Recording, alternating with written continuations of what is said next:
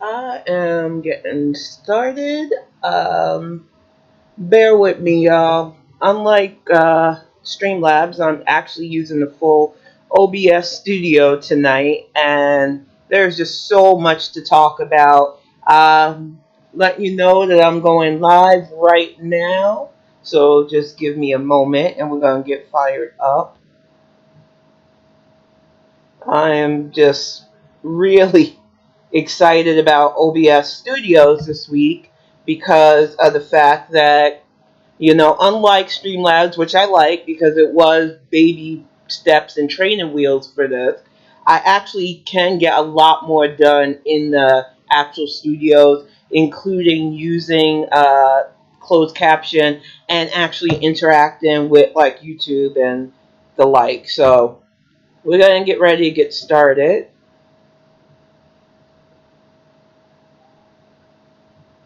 Just letting folks know that we are live because I don't know quite yet how to get OBS to do the announcements. I'm an old lady. I tell you all the time. I am definitely an old lady, and I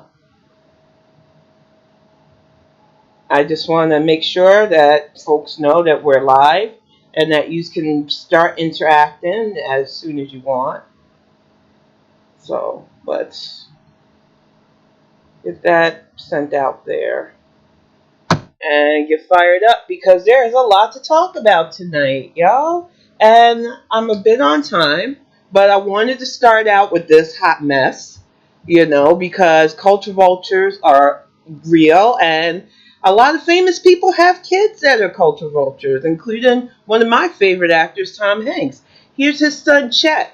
Now, I'm going to play this and y'all can tell me, hey, dear, hey, Axiom, y'all can tell me what you think is wrong with this scenario. Big up the whole island, massive. It's your boy Chatana, coming straight from the Golden Glove, you want to say? Me father Tom Hanks presenting in a war, soon forward come. Big up, tune in. What's the actual? Yo, big up the youth, them way out of Kingston. Me wake up this morning and me see the thing turn up. Internet gone mad. Respect, you don't know. The soon forward I got. Booyaka, booyaka. What the?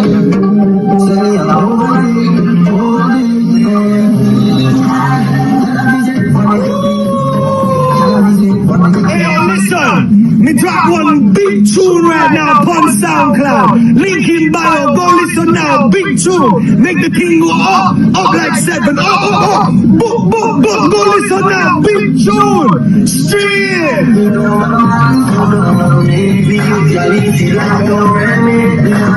Exactly, dear. Like I said, yeah, where do you even start with people that do stuff like this besides looking at them like, where's their mama? Or where's their daddy for Tom Hanks? Because I know Tom Hanks grew up in LA and I know that he know better than his crazy ass son to be doing stuff like this. But, it's hard for me as a black person to not find humor in this sometimes, but also to not get upset with folks who don't seem to understand that you can't wear other people's ethnicities and accents like a costume, especially when you don't understand why people speak that way. It's obvious that it's just an act, and you're not giving props to people when you do that. In fact, it's insulting. Unless Chet was actually living in Jamaica for years, there's no reason for him to be talking like that. It's mimicry. And he's like a long list of white guys who've done this. One of the things that happened to me 4 years ago, where I used to really go hard on Twitter against Trump fans and stuff. Hey, Aim. Hey, Chucks. Yeah, children of famous people tend to be in the 90% disappointment range for real. But there was this guy who called himself the Martin Luther King of rappers, white as the snow. I could not believe this guy was saying this kind of stuff. And he just kept going on and on and on about how he does so much for black people. And come to find out, he didn't do nothing for black people. He didn't even know black people. But that's a lot of, white people who have a little bit of affluence, especially, or, might have hung out with some black people who don't have enough sense or courage to tell them when they acting out their face. Now, I know growing up in New York, there were a few white kids that grew up in the projects with us, and even they knew lines. They could talk tough, they knew hood, but they knew what lines not to step and what boundaries not to step over. They knew no matter what, they were a white kid who grew up in the projects.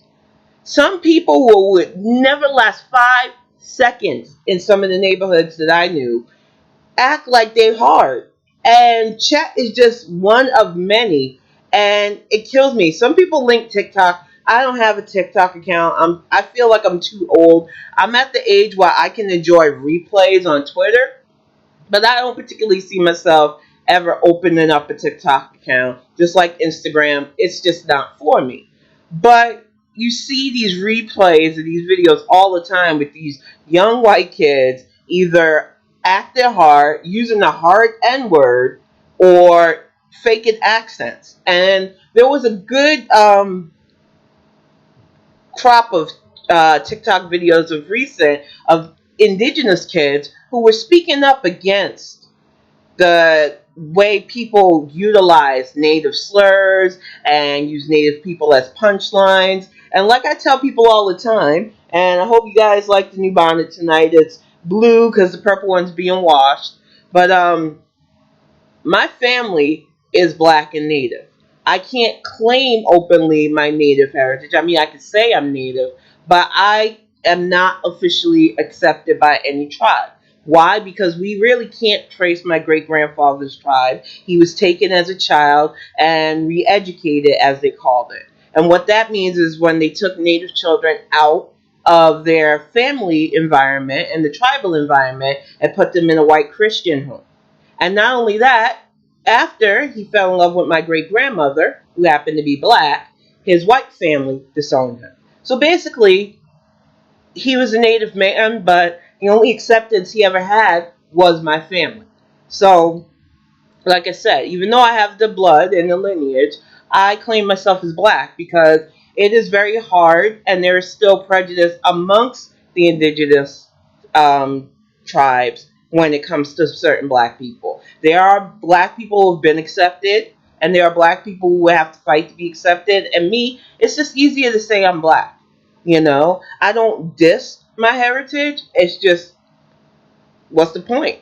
Unless you're officially accepted and sanctioned by the tribes, you can't really do nothing but say it. So I don't. But I can understand why a lot of indigenous people are tired of being a silent minority when it comes to especially blatant culture vulture. When people say things like, oh, that's my spirit animal, or they misuse things like that horrible hashtag that was a few months ago, mixing strokes with the Disney princess name for Manoka.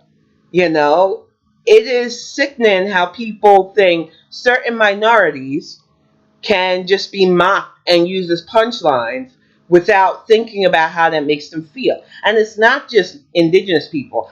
Asians, whether they're Southeast Asians, because God knows how many of my friends went through that poo nonsense when The Simpsons came out, and then have a Filipino family myself. They faced prejudice not only from white people who couldn't tell that being Filipino meant they were Southeast Asians, but then they have other Asians because they happen to be browner than most Asians who mock them and they have to deal with that racism. And it's ridiculous. But what we all suffer from, those of us who have ethnic backgrounds that are considered non standard, are people who they like our culture, they love the foods, they love the music, they love things about us, but they don't tend to respect that our culture is not something you can just put on and take off. You can't run around with a Patoy accent when you're not living amongst Jamaican people. It's offensive. You don't need to tan yourself to look my complexion if you're not going to stay that way. And even if you are, like, please don't Rachel Dolan, sir. I mean, more respect to Rachel because she actually, in her mind, really thinks she's black. But for real, to me, if you're not my ethnicity, it shows me more disrespect that you wear my ethnicity as a costume than anything.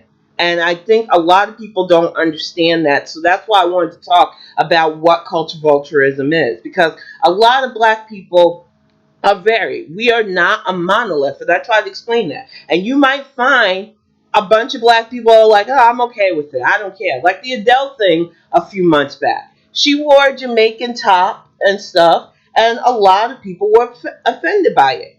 I didn't feel like I had a dime in that quarter. I am not Jamaican. So I honestly, while I wasn't personally offended by it, I understood why some people were, you know. But when it was explained that she was dressed by a Jamaican stylist and that she has appreciation for the people, even more so, I felt like it wasn't a big deal to me. But just like I can't speak for non black people and what offends them, I don't want people speaking for what offends me. That thing with Chet Hanks offended me. I might not be Jamaican, but I've seen enough Chets, especially going to high school in the 90s, to last my lifetime. Especially when songs like Informa by Snow came out and all those other crazy ass wannabe things, and Vanilla Ice was still somewhat popular. And this was before we had Eminem. He was the whitest rapper we had besides the Beastie Boys, and they were still doing like a cross between rock and rap. So for me, there were a lot of guys who just didn't get it. There were a few that did. Like I had this one guy made me a great mixtape with things like Ghetto Boys and stuff like that. And I knew he was down for the music, but he didn't act any inappropriate. But then there were guys that would say things like, "Oh, you know, you want some cream in your coffee," and dumb shit like that. And I had to check them. There's a fine line between cultural appreciation and culture vulturing. You do not have to do blackface. You do not have to dress up as a black character unless you are playing proper respect. And for me, as somebody who has appreciated cosplay for a long time outside cosplay socialism, I understand that there are people that want to play roles that they love. So, like when that white girl 2 or 3 years ago did the Michonne cosplay, I was impressed. She didn't darken her skin for it. She put on a dread wig, she had the katana, and she looked good. Some people wanted to get offended by that.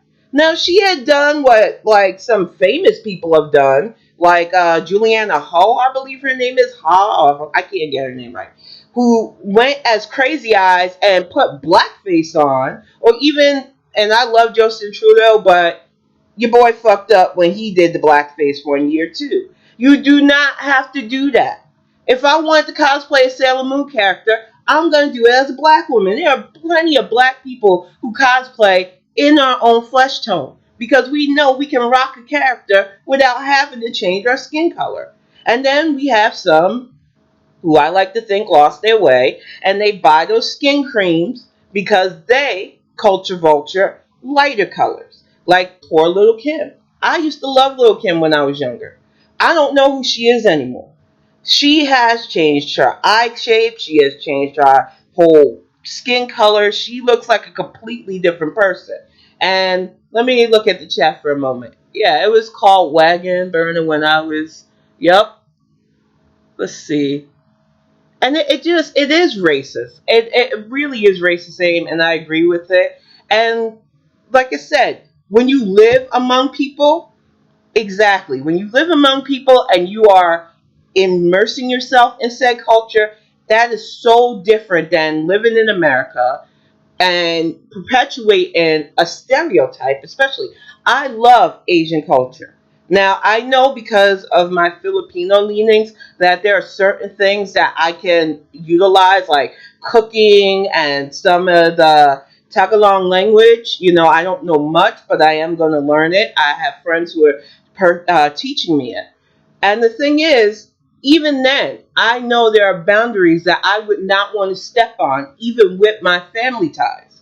Because like I said, there's a fine line between cultural appreciation and being a culture vulture. I love Japanese culture too. I would love to one day own an official kimono, but I would wear that in the privacy of my home. I'm not trying to go outside and act like I'm a Japanese woman. I just love the look of the robe. I love the way um, they design them. I've watched several shows on how they're created. There is a difference between loving a culture and loving aspects of its culture and perpetuating yourself in said culture. And a lot of people don't seem to get it. And they get mad. And then they get a few, like I said, black people or Asian people who are just like, man, we don't care. And they think that's enough. Now, if the majority of the people, and I'm telling you, Twitter dragged Chet. Twitter dragged him. Let me see if I can get some of it up there because it was hysterical. Some of the stuff they said about this dude. Let me see if I can bring it up because it was crazy. He is just a hot mess. And he's not the only one, you know. What pisses me off is the people that came for Chet Hanks still allow like Kim Kardashian to go on with her nonsense, and she went full on black body in a photo shoot, and it just pisses me off. Someone just told Chet Hanks that he commits verbal blackface, and then this video, which I'm afraid, but let Said she me love see me, if I can play it. cause she can't I don't manage me. think the Me know sound's what's up. gonna work on Girl, that one. take away your sanity. It What was me something say? about I his do come down. daddy and how he would respond to it. And this one I'm not gonna play because that kid was using the N word way too casually. And like I said, I'm a black mom. I don't use the N word. My son don't use the N word. It's not allowed in our house. I am a proponent of that word dying. I don't think it empowers us. I don't like using it because a lot of people want to argue that using it somehow gives us power. It was a word created to demean us. So we give it power that it doesn't deserve. Let that word die. You don't need to rap about it. You don't need to sing about it. And you sure as hell don't want to call me or any other black person it unless you're fixing to fight us. Because I will fight you. But yeah, black people arguing with each other over chat had screams internally. Like I said, Black Twitter had time for his nonsense. But yeah, it was a lot of stuff. And I don't know what this video was. I seen it the other day. But this is what I mean about white people taking our culture. And I honestly, I don't even know how to respond to that. So I want to go past this because it's disturbing at this point. But yeah, more people. I need to wait. Let me go back to my page because just seeing him, trying to act that way pisses me off. Some of the fears, and like I said, I hate being that old auntie sometimes, but sometimes you gotta be that old auntie. And I'm calling Tom Hanks out because that's on him. This is your child.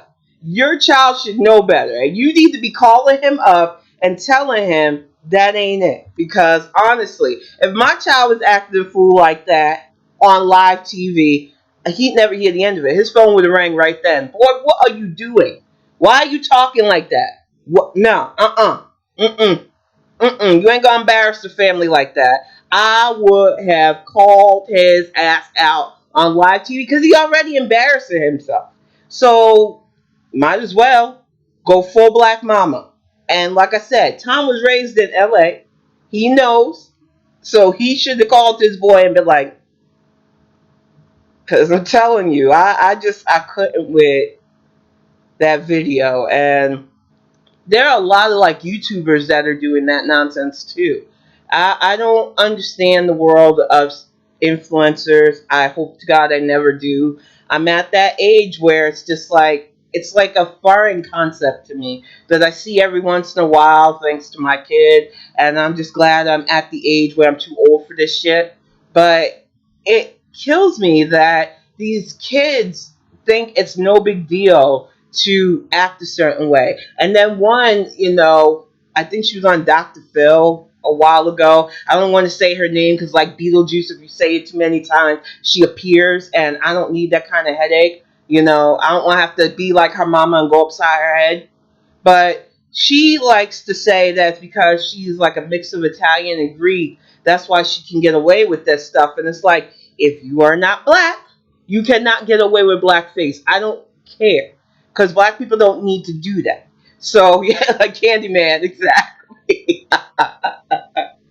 And yeah, and I think it's just our personalities. We know that if our kids are acting up, we're going to call them out because that reflects on us as parents. And I'm not trying to have my kid acting like a knucklehead in front of millions of people, And exactly, you're Greek. So, it makes you awesome, dear. Hey, it's Ree. This is my friend. She and I go back. We game together and stuff. And like I said, when I talk about culture vulture, I really don't just mean black people. You know better than anybody that Asians, Southeast Asians, indigenous people, they go through it too. It has over a decade. But there are a lot of people who take our ethnicities for granted. They don't go through what we go through. And like I said earlier, with my Southeast Asian friends that I went to high school with, I went to high school as The Simpsons was like in its glory days. It came out right as I was in junior high school, but it hit its stride in the 90s. It was like a household thing. And Apu was one of the more popular characters, and it was used against a lot of my friends, and I hated that. And I hated that we couldn't speak up against it because, oh, you're just being too sensitive. But you don't have people yelling, thank you, come again at you, because you happen to be Indian or from Pakistan or like my cousins who are from the Philippines who were darker brown. There were a lot of stupid ass racists that thought it was okay to mock them using a poo. And because it was the 90s and we were all under that, oh, everything's fine, everything's friendly bullcrap that the 90s put us through, is why a lot of us are cynical now. It was harder to speak up about it now then than it is now. Now we're actually calling out these shows. They're being a little bit more responsible, like actually hiring the actors that are culturally fitting to the characters that they portray. But it's a little bit too little, too late for some of them. And I've always felt like these shows could have been done it, but they want to do it now because the fire's under their ass. And everything is awesome, huh? You hush, Axiom.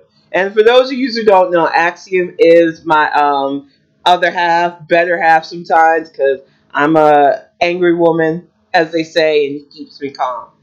But I like I said, the thing that troubles me about people who don't respect the line between cultural appreciation and cultural vulturing is the fact that they are super defensive.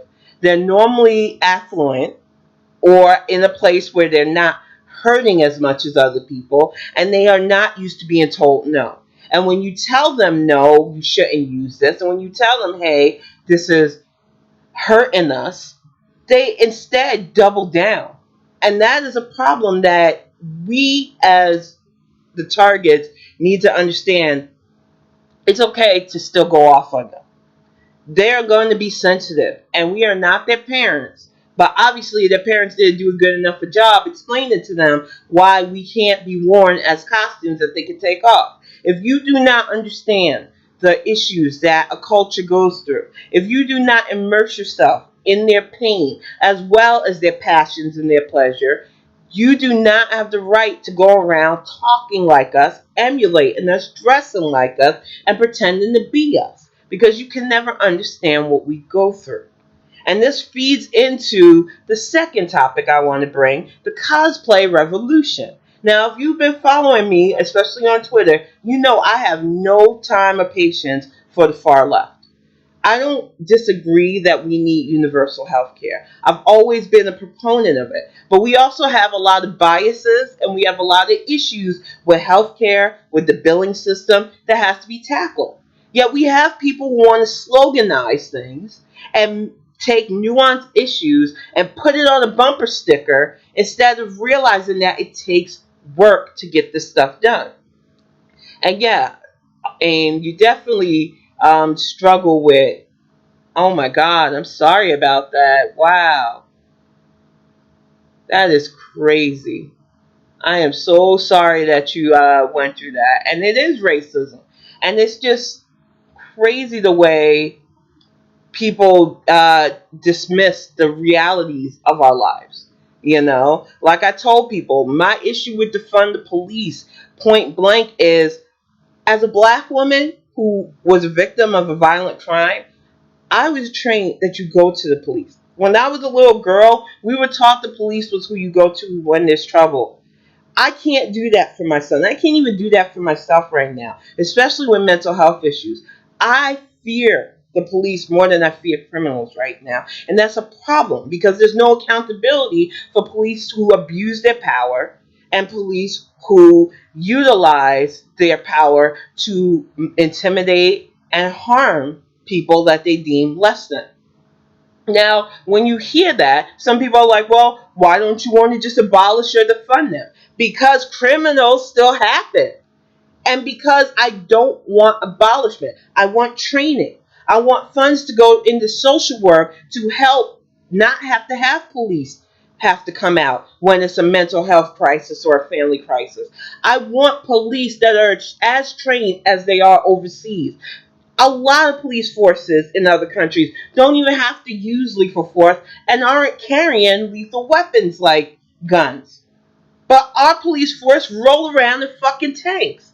And they don't use those tanks for armed white supremacists who march in places like my home state and in the state I'm currently living in. No, they use it for BLM protests. And I know some people are like, well, why are some slogans acceptable and others? Which, you know what? If you got to dig at Black Lives Matter, just be upfront with it. The reason we say Black Lives Matter is because this country doesn't treat us like we matter. They don't treat our constant death when we're citizens who deserve due process as if it matters. George Floyd wasn't the first fucking death to the police, but it should have woken people up to how bad it is. To where it didn't matter, they were being recorded as they kneeled on that man's neck as he begged for his mother as he died. And calm down for a moment. It pisses me off that people forget that our children aren't safe either. Ayanna Stanley Jones was 7 years old when the police burst into our house. She was on the couch sleeping with her grandmother. They blew that baby's brains out. Tamir Rice, Trayvon Martin. I'll even say Michael Brown because 18 years old to me is still a fucking child.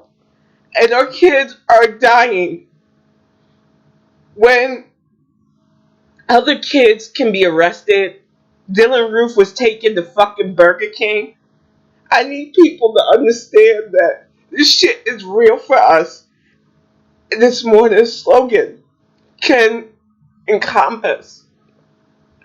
And I'm gonna calm down a bit because it always hits me when I talk about the kids.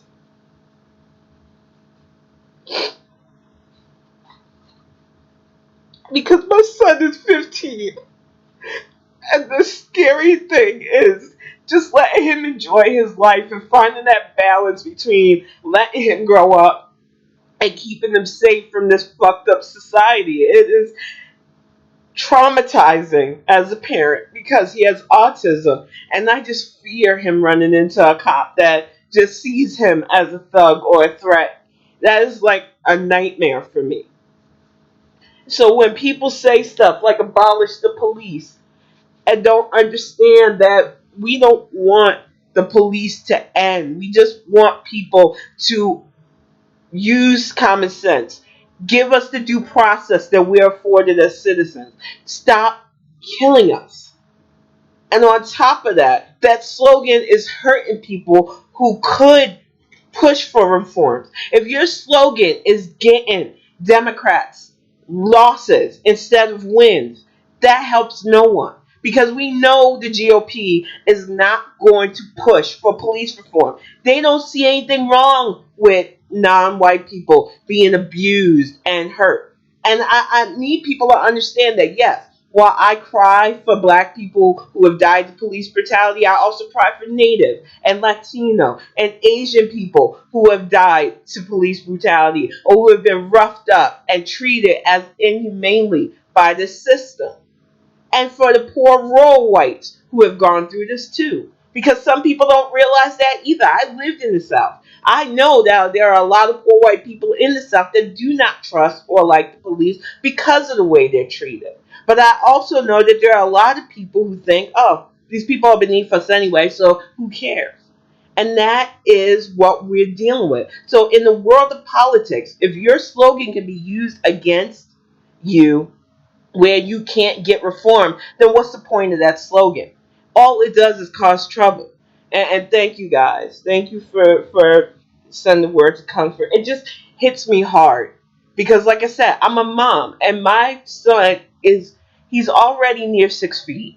He's afraid of shaving, so he has a beard now, and I love his fro. I don't want him to cut it. He doesn't want to cut it. But when we go out, I am on constant alert. And luckily, the only good thing I can say about 2020 is we don't have to go out much. We have been on lockdown. But it is very scary just doing basic things because I am on constant alert for, are people looking at him? Are people looking at me? How are we going to survive this? And exactly, Ismaili. For real, I tell people all the time, you have no idea what it was like in World War II, especially if your family were Native Asians. And it didn't matter that they were Americans, they were placed in internment camps. And, just the prejudice that they had to go through during those times was ridiculous. And it's like I said, with my problem with people like AOC and other squad members and some famous people weighing in on how slogans don't matter, we need to focus on the issues, is sometimes a bad slogan can tank all the efforts that those of us who are directly affected by racism do. If we can't get somebody who's actually willing to put in the work and do the legislative back and forth to get bills passed to defund some of the tank and military purchases, but fund the social work of the police, then what's the point? And why did it have to be defund the police? This is why I say, I wonder if the far left are getting their slogans from outside sources that want to see us hurt. Because reform the police would have been a much better saying if we have to even have a slogan. I am so tired of people putting bad faith posturing over actual work. And exactly, bad slogans do turn good talking points into the GOP's gotchas. And like I said, the thing with socialism that I've talked about in several Bonnet Chronicles, we had a really tight race between Gary Peters and John James. John James is a black Republican. They exist. He ain't mine to claim, so whatever. But he kept running ads against Gary Peters using AOC, who I love to call always on camera. She is currently being used in the South. And that race right now is so vital because if we can get Reverend Warnock and John Ossoff those seats, we have more power in the Senate to get stuff done against Mitch the Sith McConnell. But we have to deal with the fact that Always on Camera is having Twitter feuds with Marco Rubio, who's always slinging Bible verses on Twitter, and going back and forth with Democrats who she thinks are too established. And I want to get away from calling words like established bad when when you do the work and you've earned your place as a congressional person, you have the right to be established. And I'm sick of people who have no work done being called progressive. AOC cannot be called progressive because she doesn't pass bills. She doesn't have an open office still after 2 years. And she, Talib, Omar, and I don't even think the other one is as bad as the other one. So I don't really like linking Ayanna Presley to the squad anymore because she's actually getting work done.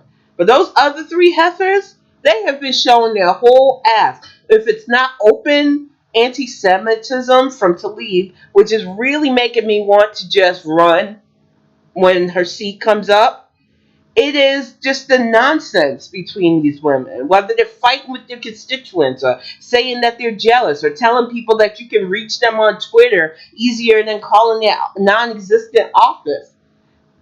Politics is not about being a rock star. Politics are about getting stuff done. And there were a lot of junior congresswomen that were elected that are doing the work, like Lucy McBath and Sharice Davis. You don't hear about them. They're not doing Vogue covers because they're too busy getting the work done. We had our first transgender congresswoman elected. I guarantee you Sarah Lerner is going to be getting stuff done. She don't have time to be doing interviews because there are a lot of heavy fights for transgender and LGBT people in whole. In our state alone, there are problems with adoption and these far right Christian groups who are trying to stop same-sex couples from adopting. There are a lot of issues that we need to tackle. And now that we're getting that big orange dummy out of the White House, we can focus on that. These last few years have been exhausting because so many of us have issues within our state and without that we have been trying to deal with. When I lived in North Carolina, we had to deal with HB2, that horrible transgender bill that lost McCrory his GOP stronghold seat to Roy Cooper. I was so glad that I was able to vote for Roy Cooper before I moved down to North Carolina because that bathroom bill was ridiculous. You calling people who just want to live their lives predators. And this is why I can't get with cosplay revolutionaries. Because they don't care about people who are being villainized just for being who they are, their gender identity, their ethnic identity. Everything's about money to them. They think money will solve everything, but it really doesn't. It don't matter how much money you have if you're an ethnicity that people think they can openly mock or shun or think that are less than. It doesn't matter how much money you have if you're a woman and treated like your gender is less than. And these cosplay revolutionaries don't vote. They're loud, whole ass wrong, and they're always trying to speak for the people who are living this reality. That's why they can't understand the nuances. I am a sexual assault survivor. I don't believe in abolishing prisons. I want stiffer prison sentences for those who physically harm people, especially rapists. Because they might not get a life sentence, but I and other victims have to live with a life sentence of that. And I don't think it's right that people say, oh, prison doesn't work. Prison keeps them from raping other people. Prison keeps them from killing other people. I'm against a prison system that is designed to put my son in there because people want to think that he's bad because of his skin color. And if we can work on a better legislative system and judicial system, we wouldn't have the school to prison pipeline in the first fucking place. And our prison system wouldn't be $1 billion industry right now. But I would want reform more than abolition because I know that there are some people that are always going to lean towards trying to get away with something bad. And those people do not deserve to just walk around the society unchecked. That is what prison was supposed to be about.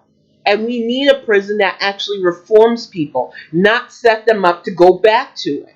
That is why reform is so much better and so much, it makes more sense than the funding and abolishing things. And like I said, you could tell the people who say stuff like this, they've never lived this life. They don't understand it and they don't even try. And even when you try to explain it to them, even when you break it down to the basic, or like I say, I get the crayons out for the people because you have to draw little kitty pictures for them to get it. They still want to go, no, I'm right. prison system doesn't work. I watched the 13th. I watched it too. It helped shape my ideals that the prison system definitely needs reform, but it has never made me want to abolish it. Because, like I said, black people are not a monolith. And for every black person that I would defend, there are a shit ton more that I wouldn't fuck with because they're bad. I'm related to some of them. I'm related to people who are sitting in jail right now because they made that choice. My family had it better than a lot. They owned businesses. They had the privilege that some families didn't. So if my cousins and uncles who decided to be about that life are sitting in jail, that's on them. They had opportunities that other black people didn't have and they didn't take it. So I'm not about to defend them when they made the choice to get this shit locked up. And I really think that people can't be real like that.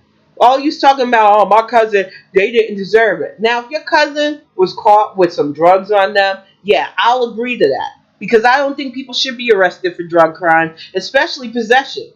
You know? That has always bothered me. But if your cousin's out there pushing and pimping and harming people, hell yes, they need to be in jail.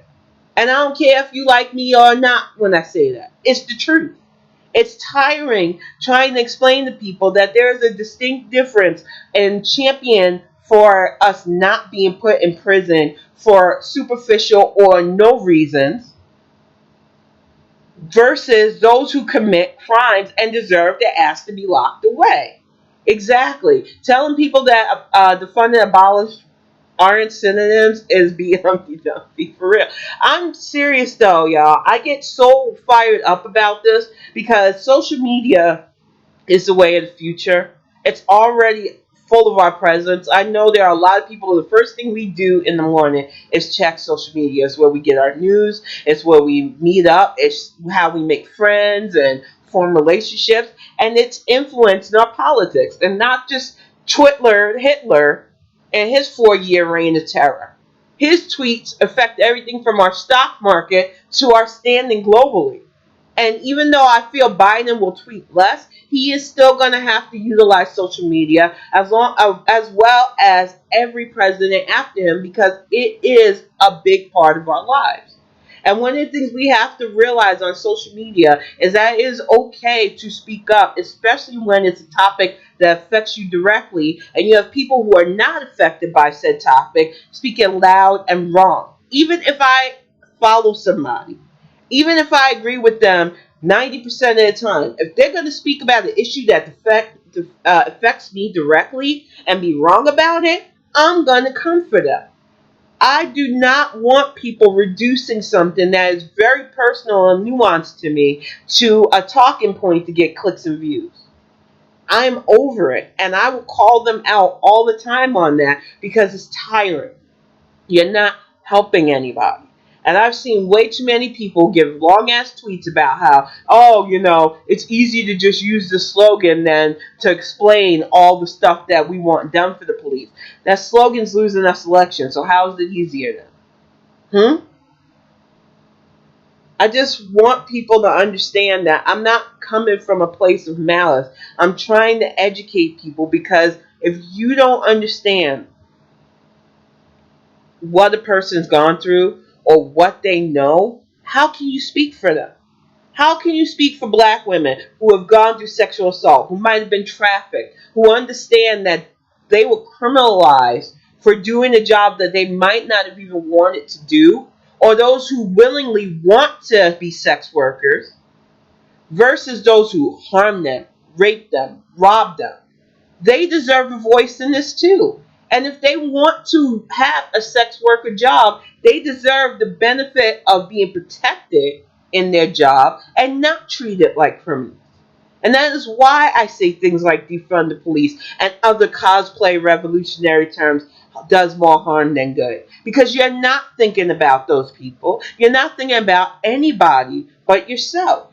And that's the reason why I don't fuck with the far left at all. Exactly. Bob Broiler, there was a lot of elections that were either way too close than they should have been or completely lost because of those messages. And I'm not okay with that Because the less control we have in the House and the Senate, the harder it is to get things passed that will help us all. And we have a fight. We have a lot of mess to clean up after 4 years. And then we have a lot of reckoning to deal with. We have all the racism that people were feeling bold enough to express these last 4 years to deal with. We have a lot of injustice to deal with. We have the fact that Breonna Taylor's killers are still walking freaking free to deal with. And we need to get that fucking coon-ass AG out of a job, because you can elect your AG, you can vote for your AG, and you need to know this stuff. There is no reason why Daniel Cameron should have a job the next time his seat comes up. Because no citizen laying sleep in their house should have to worry about the police coming in and open fire on them. I don't give a fuck if a boyfriend had a gun. The police should not be able to roll up in your house and be a firing squad. And that AG threw out evidence, and he did every fucking sneaky thing he could. And people want to fall back on the fact that he's a black man, but it don't matter. Once you decide to sell your own out, it don't matter what your skin color is. You're still a fucking sellout who needs to be voted out. And we do have the technology. We live in the digital age. There is no reason to not learn, to not bone up and understand basic civics, to not be involved in your elections.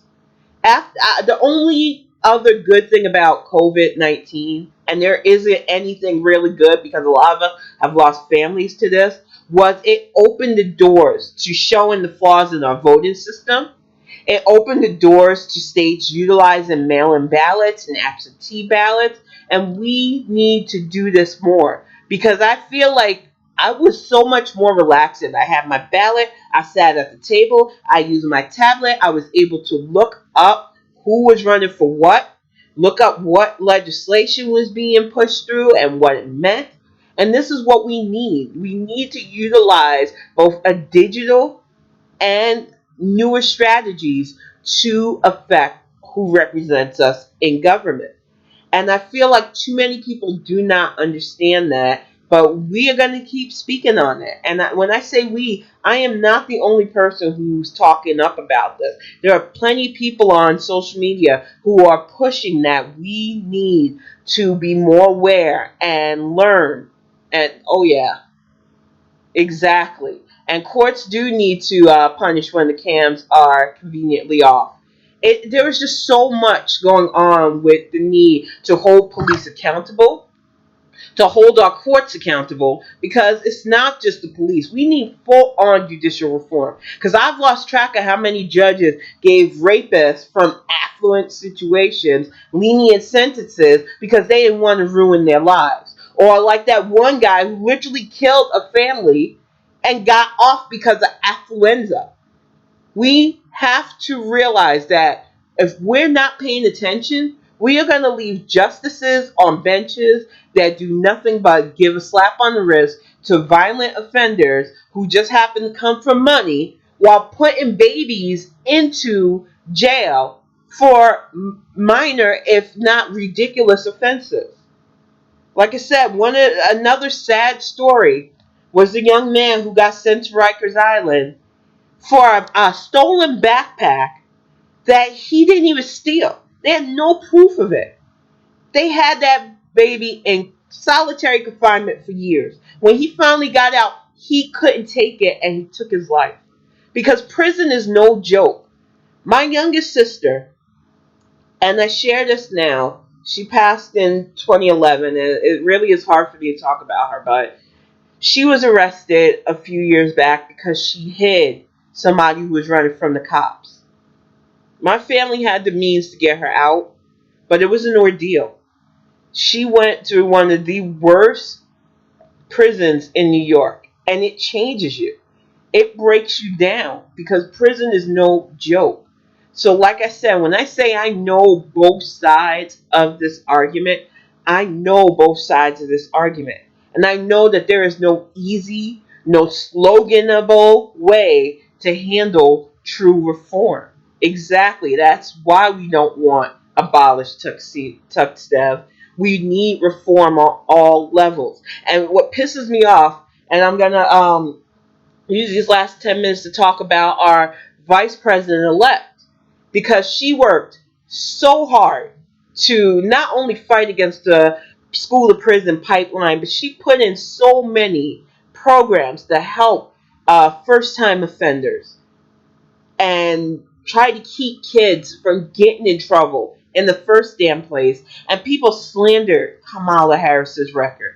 They lied about her putting people in jail, and lied about the truancy thing, and lied about a transgender inmate who wasn't even in her jurisdiction.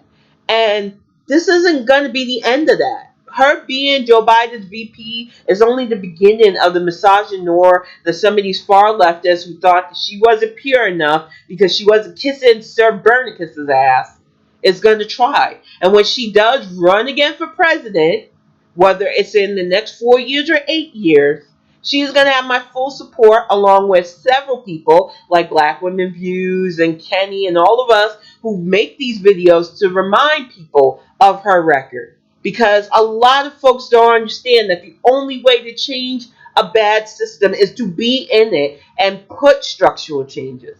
You can't just be outside yelling at the system, especially if you're black. Our protests are met with tanks.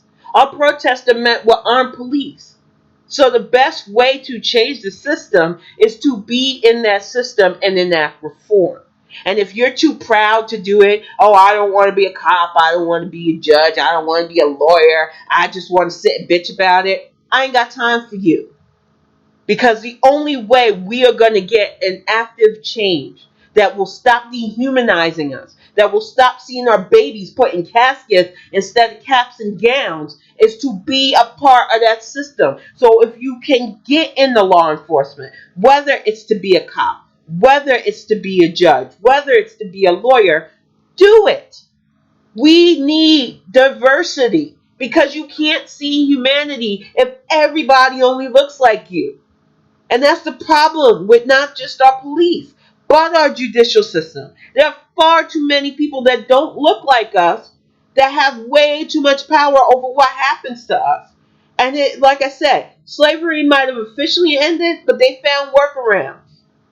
And we need to fight against these workarounds if we're going to have true harmony and equality. But the main thing is doing the work. And I think that is an issue that so many of us have got to stay on top of, because there are too many fake people. There are too many people who change up. They start out by being a proud resistor, calling him out just a little bit. I'm not going to say his name more than once because he's another Beetlejuice. But there are too many people who, when it fits them and they can grift off of it, they put on a persona. And this cat was a proud Democrat for as long as he could. He was for Warren. He was for this. He was for that. Now he's a full-on Bernie bro and trying to do a people's movement. And you know what? I will give him props, because at least he's trying to form his own political party, unlike the ones who think they can just destabilize the Democrats and build up from the ashes. Y'all don't want to do work, so you ain't building up from shit. And since you don't do work, you ain't taking shit from us. But you got guys like him who they change constantly wherever the money flows. And then you got live action Millhouse, Walker Bregeman, who he has never seen a poor person in his fucking life, and you can fight me on that. Who writes all these opinion pieces about poor people, and it's like porn for these guys. They wear our lives like it's a nouveau riche fan. And I'm sick of it.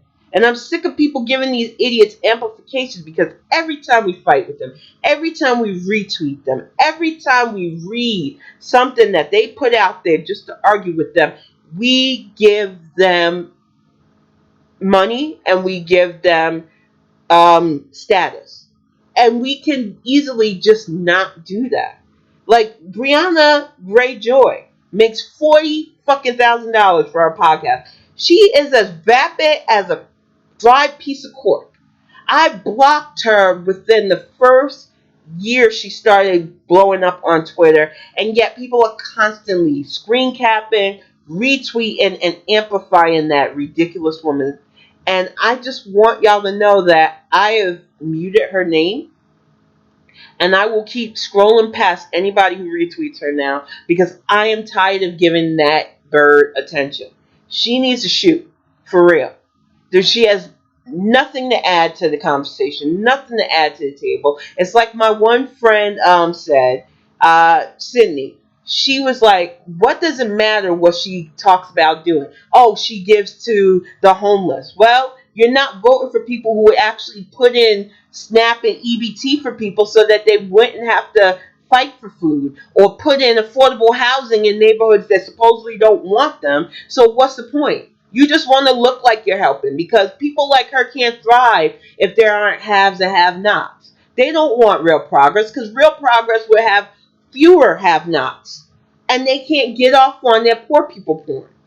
And that is why I stay loud and vocal and open about this stuff, because there are too many fakers out there. They don't want equality. Equality hurts their brand. They can't look magnanimous if we're all on equal ground. And that is who you have to look out for. And instead of arguing with them, you need to get with like minded people who want to strategize and make things better for everybody. And it's like I said, against people like Charlemagne the God and other black influential people who want to talk about what Obama has done. If a policy helps every American, it helps black Americans. If a policy doesn't hurt us, but actively helps somebody who's LGBT, it might help a black person who's LGBT as well. And I know that some black people, which they try to come for me for this, but it's the truth, don't want to see how the LGBT suffer, especially within our community. But you got to understand that they are human too, and they don't need us dehumanizing them along with society. They get that double whammy of not being accepted for their skin color and their orientation, and that shit has to stop. And we need to elect people who put out legislation for them as well as for us. Because I am for true equality. I want that table spread out and for people to have a seat at it. And if that's not your goal, you don't have a fucking right to call yourself progressive. Not one. All right, y'all? 3 minutes left. I am really, like I said, this is like therapy for me. I love being able to do this hour-long cast. I am definitely going to keep up with the once-a-week format. I am loving OBS Studios. Streamlabs was nice, but I just could not make it work. I mean, there was one video where my camera kept doing that weird square ping thing, and it was driving me nuts. But I finally got the full studio running, so I'm really excited about this. And I'm excited about, sharing ideas. And if you have a topic you think that you would like me to cover or, talk about, because I know I do videos during the week whenever I see something that gets on my nerves too. But I don't mind feedback and input. You can hit me up on Twitter. Exactly. Focus. Exactly, Tuxdev. Focus on equalizing disadvantage, and it all comes back full circle. If we are all lifted up, it's better for everybody. And I get really side-eye mode for people who are like, oh no, you just got to focus on our people. Now, I understand that there are black people, especially, I'm one of them, that still feel reparations need to be paid. I'm not going to let that go. I do feel reparations need to be paid to black people who are descendants of slaves. But I understand that right now we don't have the kind of legislative intelligence to get a comprehensive reparation package. We need to elect officials smarter than Matt Gaetz and other idiots before we can even pass something like that. Because it can't be something that's insulting, and it needs to be something that can actually help towards community building and generational economic stability. Because some people are like, oh, generational wealth. No, we need actual economic stability. All these people trying to be wealthy will be disappointed.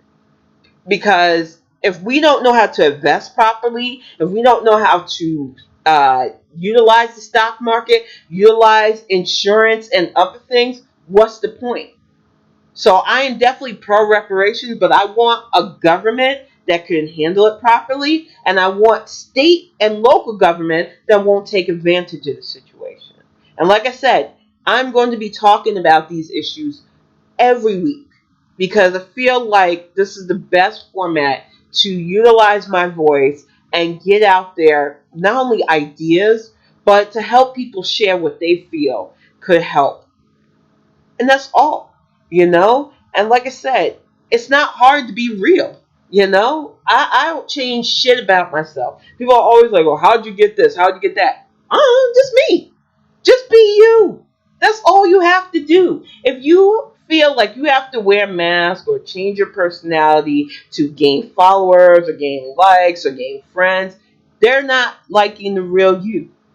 Be yourself, because I'm telling you, I started on Twitter 10 years ago. I barely had 10 followers. I talked about geeky gaming stuff. 10 years from now, even though I talk about politics and social issues too, I still talk about manga, anime, and gaming stuff. I'm not changing who I am just to get followers.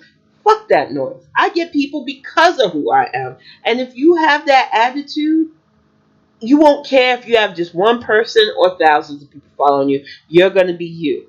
I'm going to get ready to sign off for the night with that. I just want to thank you all for participating. Thank you, Tux Dev. Thank you, Aim Rocks. Thank you, Axiom Wolf. Beans, if you're out there, love you, girl. Thank you, Ismaili. We have got to play DDO together soon. I seen you were on there.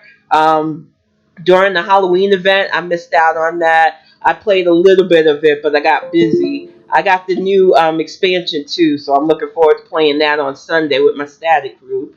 And I love you all. Thank you for your constant support. There were recent donations, and I'm not saying this for more stuff.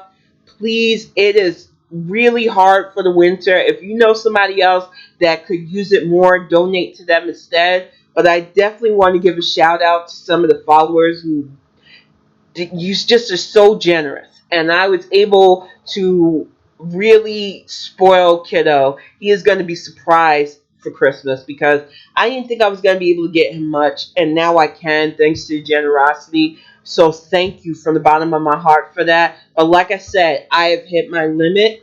Please do not send. You can send it to other people. I have been posting GoFundMe's for friends and people who have amplified others on my Twitter page.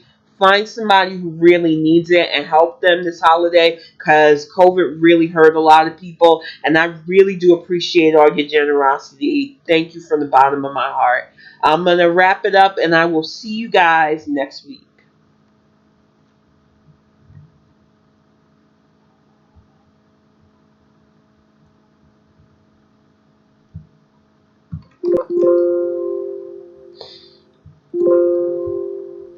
Okay. Oh, studio, stop.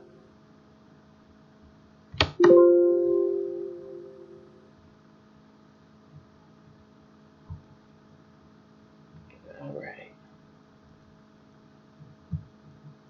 Let me see if I can type it in the actual regular chat because I don't know if OBS Studios crashed.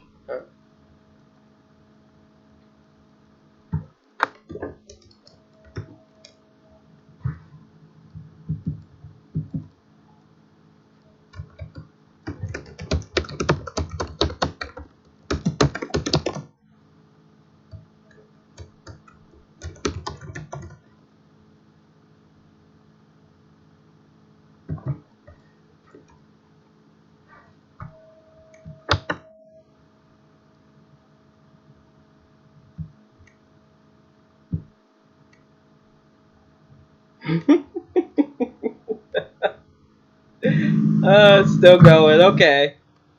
I don't know what's going on with this, but yeah, I'm gonna have to stop it. But thank y'all guys. All right, let's see.